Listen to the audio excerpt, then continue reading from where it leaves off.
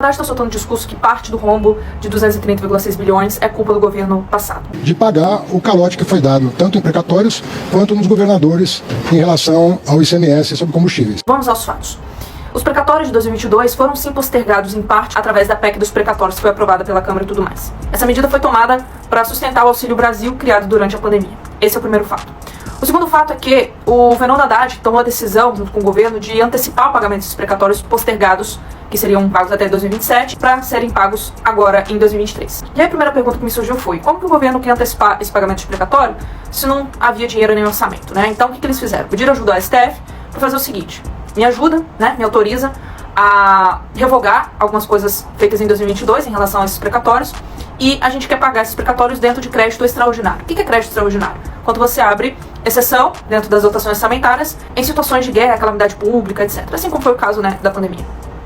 Pois bem, acontece que o governo tentou fazer uma manobra que até então não está em legislação alguma, que é pegar esses juros dos precatórios e colocar como despesa, e não dentro do orçamento primário, como sempre foi feito. Traduzindo, o governo, além de usar então crédito extraordinário, no caso que não é extraordinário, ele quis registrar os juros dos precatórios como despesas.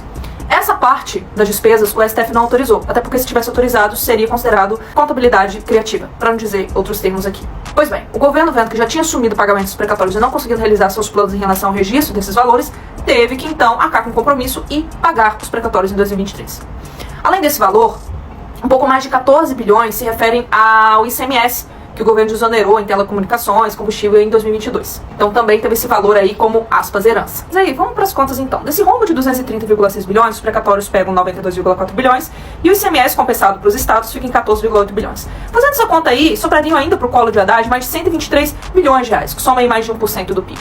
E aí, repito, considerando a arrecadação de mais de 3 trilhões conforme o impostor, então aumento nas despesas de mais de 12%, e ainda assim fechando com um rombo de mais de 100 bilhões, alguma coisa tem de errado, concorda? Então, obviamente, na época dessa PEC dos precatórios, eu fiz minhas mesmas críticas aqui, afirmando que esse valor estouraria mais pra frente.